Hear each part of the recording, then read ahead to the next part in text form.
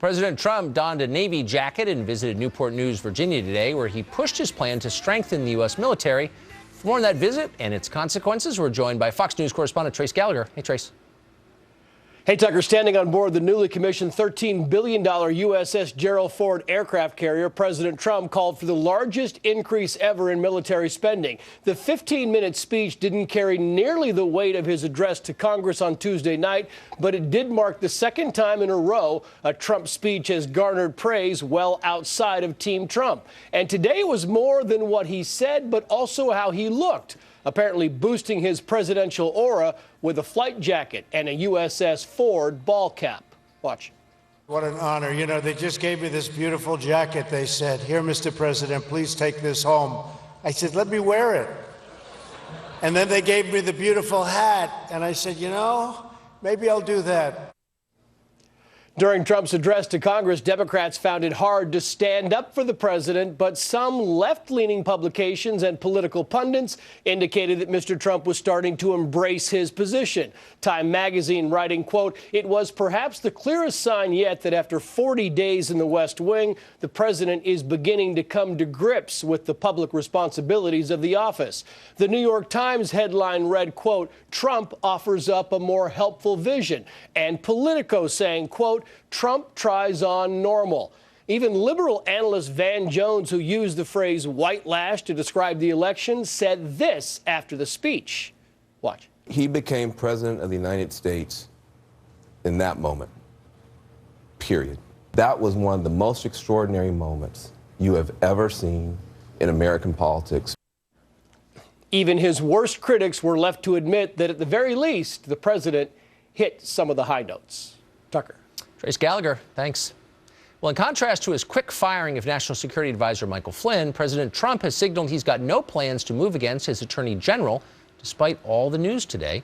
Just a short time ago, the president released this statement, quote, "Jeff Sessions is an honest man. He did not say anything wrong. He could have stated his response more accurately, but it was clearly not intentional. This whole narrative is a way of saving face for Democrats losing an election that everyone thought they were supposed to win. The Democrats are overplaying their hand. They lost the election, and now they've lost their grip on reality. The real story is all of the illegal leaks of classified and other information. It is a total witch hunt." Well, that statement has not satisfied Democrats, of course. Congressman David Cicilline is a Democrat representing the state of Rhode Island. He serves on both the House Judiciary and Foreign Affairs Committee, and he tweeted this today. If the Attorney General lied under oath, he must resign and then face the consequences for committing perjury. Congressman Cicilline joins us now. Congressman, thanks for coming on. Perjury, that great seems to be on with you again. Thank you. It's good to see you. It seems like maybe you're getting a little ahead of the story if you're already mentioning perjury. No, look, I think what we learned today in the last 48 hours is very disturbing. The Attorney General of the United States testified before the American people and before a Senate committee and gave false testimony. He said that he did not meet with Russian officials during the course of the campaign. We now know that that is not true. He had 2 months from the time he gave that testimony to correct the record. He did not. I think it's very, very concerning. This is the top law enforcement official of the United States. Right. We hold him to a very different standard than an ordinary citizen. He's responsible for prosecuting people for crimes all across America. I think it is impossible for him to continue in that position, having testified under oath falsely. And I think it's in service to our country. He should step down. I think that's in the best interest of the United States and should be treated like any other person who offers false testimony. Right. And wherever that takes it, it takes it. So just to be totally clear, your standard is if the Attorney General says something in Congress, it turns out not to be true, he needs to resign and face perjury charges, A. And B, you don't buy the Attorney General's explanation that he believed that Senator Franken was referring to his capacity as a campaign advisor. No. First of all, I don't think that that's credible. This is there has been information released by 17 intelligence agencies of the United States that came to the conclusion that the Russian government interfered with the American presidential election for the express purpose of helping Donald Trump. There have been now 4 officials from the Trump campaign that have left service of President Trump because of their ties to Russian officials. And it's in that context that that question was asked. The notion he's the only one of 26 members of the Senate Senate Armed Service Committee that met with the Russian ambassador, the only one. And the fact that he originally said, I don't remember such a conversation, said that last night. Then he remembered today at his press conference some of the details. I mean, this is just not credible. But the reality is, when he gave that testimony under oath, it was not true. Okay, so if He that's had the standard, 2 months, I mean, as you said in your, and as you said in the question, you asked a very important question to the Attorney General. He had 2 months to correct that. He didn't. And look, this is not an ordinary citizen. But hold on, wait. I think it's look, I think it's a fair question. Law enforcement official in the country. Hold on. You heard my interview. Absolutely. I thought I raised Yep. real questions. You But did. I'm just interested in the standard you're setting. I mean, I've been in Washington since childhood, long enough to remember May of 2013, when the then Attorney General Eric Holder said in public, I had nothing to do with surveillance of reporters who might be involved in writing critical stories on the administration. He said that, and it turned out to be a lie. And Congress had a vote on censoring him, and you walked out of that vote.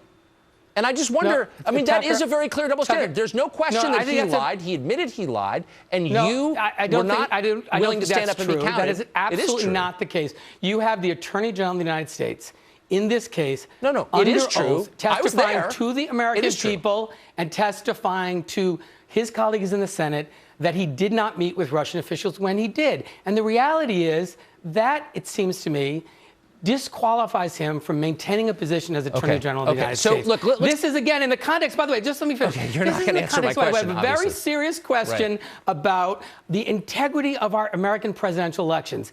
What's alarming to me is You know what? that I don't think I can sit through. not, Then I'm gonna, if you're going to give that lecture, I have to ask very specific questions. Here's what they are. No, I'm not giving you a lecture, but because I'm I've just gotten saying this lecture 1,000 times. Raises questions the integrity of our democracy. How exactly are you? How specifically are you alleging that the Russian government influenced the outcome of the election? You raised this question, and you're implying it. I want you to state, what are you talking about?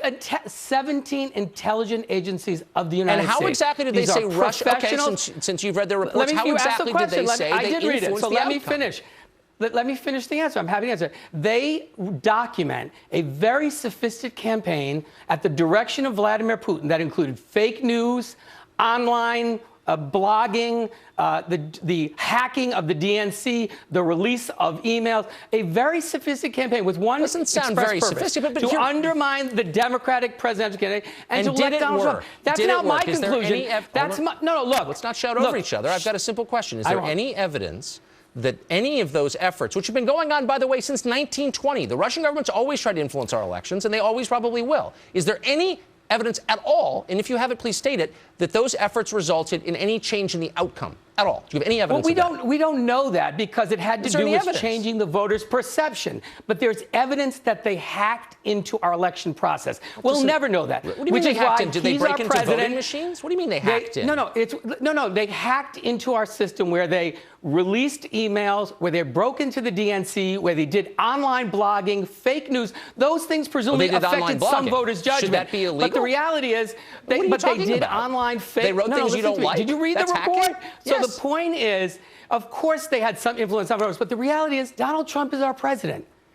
Hillary Clinton lost the election. I know he's our president because I was there when he was sworn in. That's the reality. But that doesn't change the fact that the Attorney General of the United States should not testify before a Senate committee and before the American people falsely and remain in that position. I just wanted to throw this at you because I think we're probably on the same side on this. Today you had 2 Democratic senators suggest that we were now in a state of war with Russia. Jeanne Shaheen, she said this was an act of war. Senator Ben Cardin of Maryland, quote, it was an attack on our country.